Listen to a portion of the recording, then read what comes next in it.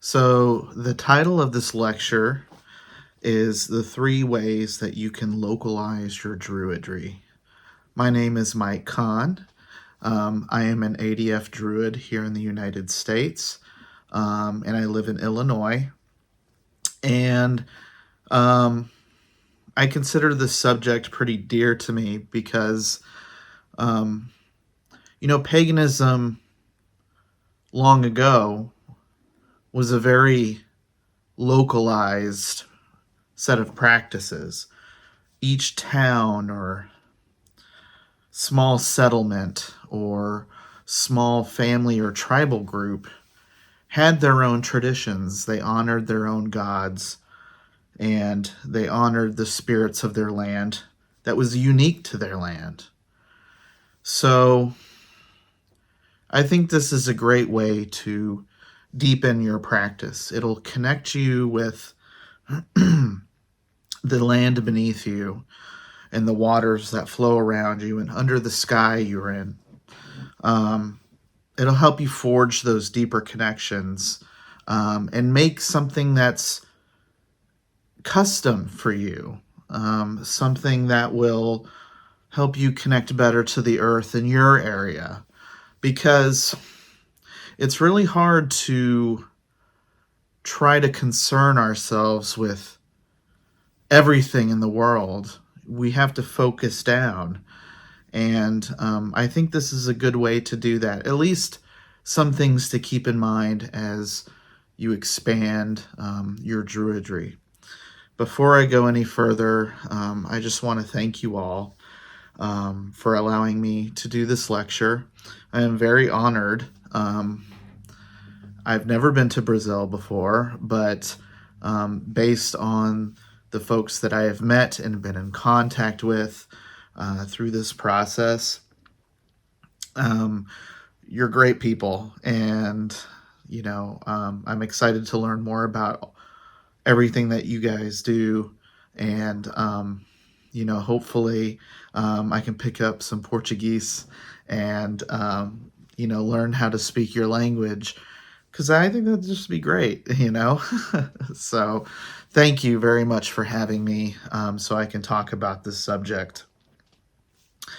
So continuing on, so I talked about the 3 ways to localize your druidry. So we are druids, and the number 3 has magical significance for us. So I thought it fit pretty well. When I was looking over everything to present, it just worked out that way. So it's funny how those things happen. So the first thing that we're going to talk about when localizing your paganism is the physical aspect of it. The material world, our flesh and blood, the land beneath us, the trees, everything that exists around us in the material world. And some of the ways that you can deepen your practice is just learning everything about the land you're on. For example, go outside and identify 10 trees, right? Learn everything you can about them. The trees that are found near your home, trees that may not necessarily belong to your environment, but are here in anyway. These could be invasive species, and even though they did not come from your land, they traveled here and they migrated. So it's important to learn those too. Go and identify 5 to 10 animals that you see regularly. Like if you walk out the door, going to work or going wherever you need to go, and you see certain animals, get to know them, try to identify them, try to learn everything you can about them, because this will help you grow closer to them. Like, you want your allies close at hand, and being able to get to know them on that level is the best way to do that. You start that relationship with them. Some other things that may be more environmentally concerns is find out where your trash goes. Know what kind of impact you have on the physical environment. I went on a small trip to the landfill that's near to my place to see where my trash went. And it was very interesting. I learned a lot. A lot of those places, they have safeguards to help keep the garbage from leaking, or they monitor the waterways all around the landfill to make sure everything's healthy, that no contaminants are getting out. Go to a waterway close to you, like a lake or a river. Find out where your water comes from. What watershed are you in? Like, if there's a great river near you, or a lake or a pond, it's always important to know where your water comes from. Is that water safe to drink? Is it entirely dependent on rainwater? So these are some of the things that, you can kind of think about. Even this in the sky, learn about the birds that fly over you and that may migrate or move around, in the course of their lives. Learn about them. Learn about if there's any air pollution that's currently, causing problems. Just so you know this land inside and out. I kind of stress this because the Druids had a very intensive study. They had to learn oral traditions over 20 years. And what they did in that time is they also got to know the land. They knew everybody on that land. They knew what spirits inhabited that land, etc. So, in this way, we really are being like the Druids and increasing our knowledge. Some other physical things to think about is climate. What are your seasons like? What temperature? What are the temperatures like every year? Knowing when it's perhaps a rainy season or a dry season. Learning when you start seeing sprouts on plants and on, flowers. Knowing when the harvest is, if you have a harvest in your area. Know when those times of abundance are, and notice what kind of animals come out during those seasons. So a lot of things like that, it's just identifying and learning and gaining more knowledge. I almost forgot. Herbs. Like, what herbs exist in your area? Do some of them heal? Are some of them used as a garnish for food? Are some poisonous? You want to know what to stay away from too. So just knowing all of that's just useful for your knowledge. And this connects, to the second way that I talked about, which is, the second way to localize your paganism is to communicate and commune with the spirits of your land, of the things around you. I think, and this is just a personal opinion of mine, but in paganism, we often put a lot of emphasis on the gods, and there's so many, and they're glorious, and they're wonderful to follow.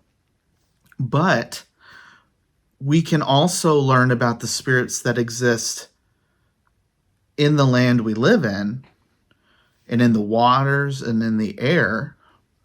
And you can explore and create relationships with these local spirits, and they too will aid you, as long as you approach them in a spirit of hospitality. So the ancient Celts would often name rivers after goddesses. I mean, the river was a goddess, so the goddess name would be the name of that river, and they would honor these land gods and goddesses in their practice, particularly near headwaters or like a spring. That was a very important place to honor the goddess of that river. So look around in your surroundings. Go to that pond or to that river that you discovered when you were doing the physical practice of this exercise, and see if you could meditate or make offerings to these places and see what happens. If you want to, you can take, some ohms or runes, some kind of divination tool, so that when you make these offerings, you can ask for wisdom from, say, the river in front of you, and they will answer, and they will take those offerings, and they can become very powerful allies. It's also important to know about the ancestors of the land you live on as well, those who came before you, not only of just family, but those who lived on the land. They could be indigenous tribes or some such. But that's a good way to connect with the land as well, as to connect with the people that lived there. And any ancestors you may personally have that exist on the land or close to your home. If you had a relative that passed away, at your home or in your family that lived nearby, they still reside in these places, and you can discover more about your ancestors, not only in doing physical research like genealogy or something like that, but you can also make offerings to them at like a ancestor shrine, and you can also honor the land ancestors, anywhere on the land itself. So those are a couple of things to bear in mind. You could find spirits in a little wooded area, or even the spirit of the tree in your backyard. I know in my backyard, there's a thicket that I feel is inhabited by the spirits. I've felt them before. So I, make offerings to that little place behind my house, and it leaves me feeling very fulfilled. I feel like I'm doing the right thing by acknowledging them and thanking them for giving me an opportunity to live here. Something else to consider as well is home spirits. The Celts and other Indo-European cultures often had house spirits that were made offerings to or made sacrifice to. And they would become allies and help abundance in the home. So I think exploring the spirits of place, of the trees, of the air, and of the earth beneath us and the waters, that helps deepen that physical connection that we made in the beginning. Kind of a little bit of a side note to all of this. The Celts were an Indo-European culture. When it comes to finding spirits of place, You will find in Indo-European cultures like the Celtic culture or the Norse or the Baltic cultures or the Greeks that when they moved from place to place, when they migrated from the steppes in Eurasia,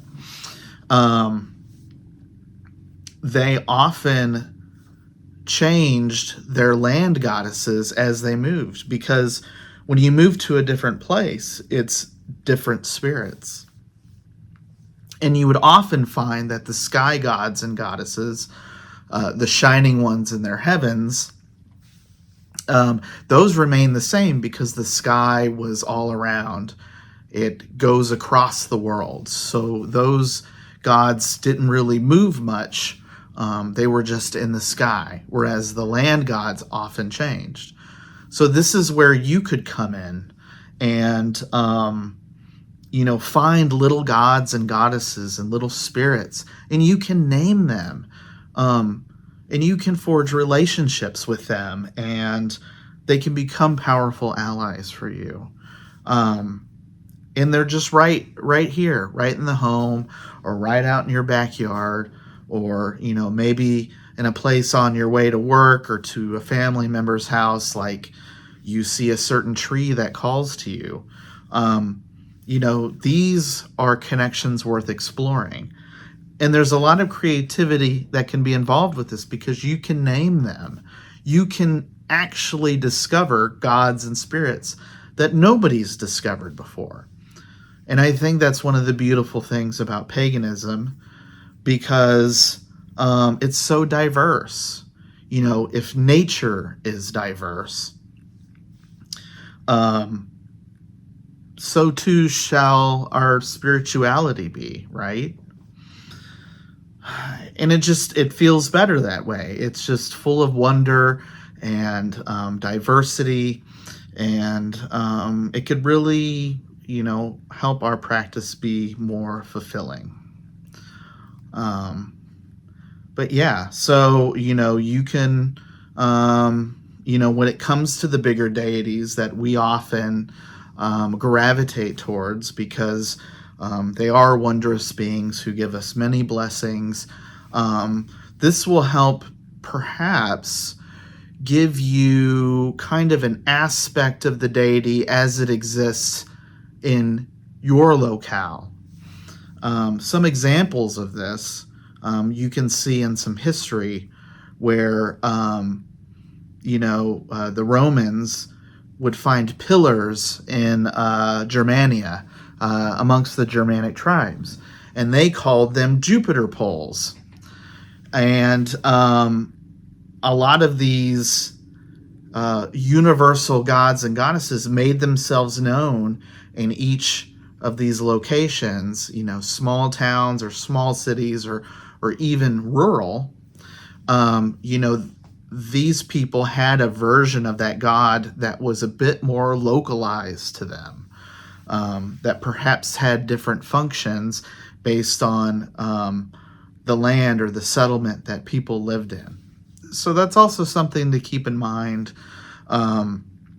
when you're tying all of this into the bigger deities and the bigger gods and goddesses that exist, that these things happen. They were often localized, for the people they served. So lastly, the third way of localizing your paganism is one that is more social. So the first way was physical, the second way was spiritual, and the third way was social. Now, what do I mean by social? When I say social, I mean like the community. The Druids, back in ancient times, they knew everybody in their tribes. They knew their lineages. They knew each of the family members, because they were so present in their community that they felt the need that in order to better serve their community, to have more knowledge of their community. So this one can take on many different forms. You could research the town you live in or the city you live in and get to know how it was settled, how it grew, and how it's going now. In addition to being doing research into the laws, because the Druids were very interested in law and mediating disputes if they needed to. And what made it easier is because they knew everybody. They knew the laws. They knew how to seek solutions. That could be one way for you to localize your Druidry in a social aspect by learning about the groups of people that live near you, family or not, getting to know what your city is like and how it came to be, what things are going on right now, and helping. I think one of the best parts of Druidry is the ability to serve others, because that's what the Druids did. They helped serve. They ran rituals. Like I said, they mediated disputes. They were very much community members. Now, you did have one or two that, existed on the fringes and that were wild, but, for the most part, they were, part of their communities. They were part of the army, casting spells against their enemies. Enemies of the tribe. They were very much concerned with the people that they helped guide.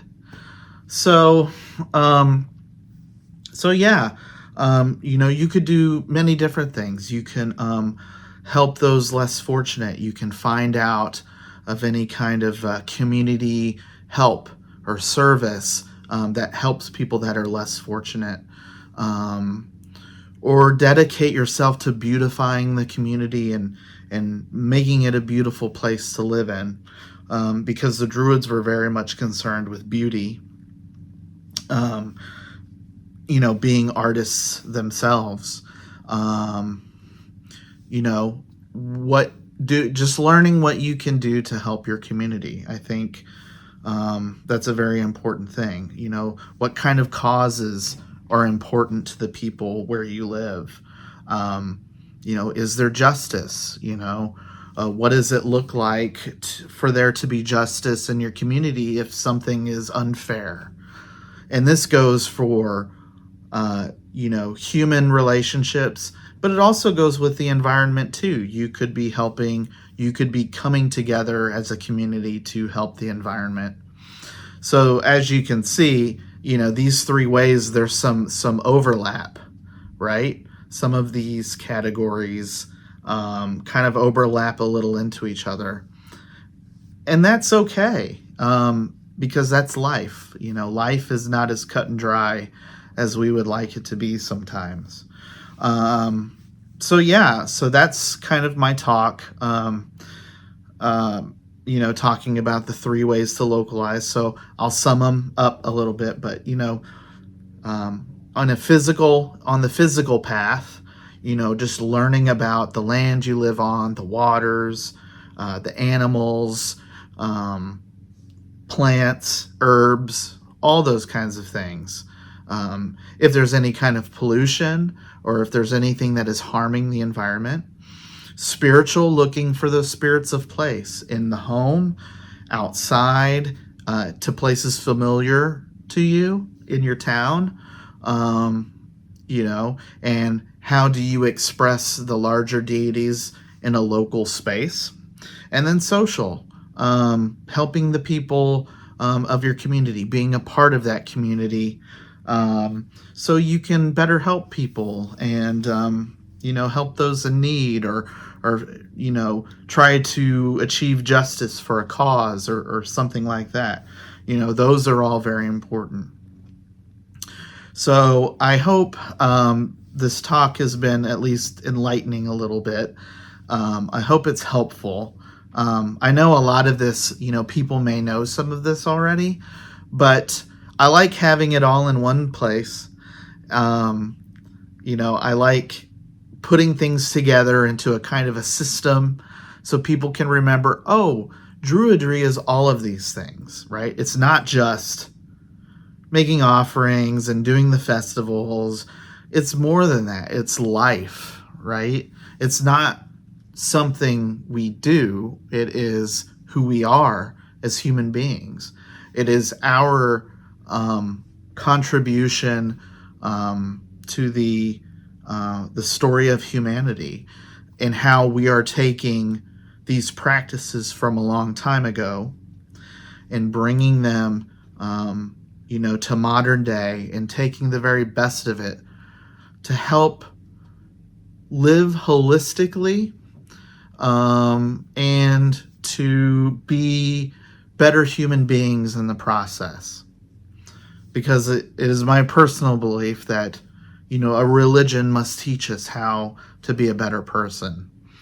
And, these three ways are a good start, I would like to say, and be sure to live those virtues so that you are living up to your potential. And when you're living up to your potentials, people around you will notice and they will be inspired. So as we are inspired by the Druids of old, we can become inspiring Druids in the modern time, helping people find satisfaction and fulfillment in nature and our place in the cosmos. It's truly a wonderful thing. So I'm sure I'm probably forgetting something to have brought up, but this is the gist, or this is a sample of something that I often think about when wanting to become a better Druid and a better pagan. I that's it for me for now. I thank you for the invitation to do this. I'm very excited. I hope you're able to get something from it. And I hope it'll be fulfilling for you, and maybe give you some ideas of how to deepen your local practice. Because remember, at the end of the day, paganism was a local thing, so, and I think there's great value in it. And I think you'll like what you find when digging into your locality and searching for the divine and searching for the mundane and everything in between. So thank you again for having me do this short lecture. If you have any questions, I have an email address. It's KAAN.MIKE@gmail.com. If you have any questions, feel free to reach out to me there. And, if you don't know English, feel free to just write in Portuguese. I'll translate it. It's not a problem. And I'll try to do my best to respond and answer any questions you may have. Thanks again, and I hope to see you all again soon.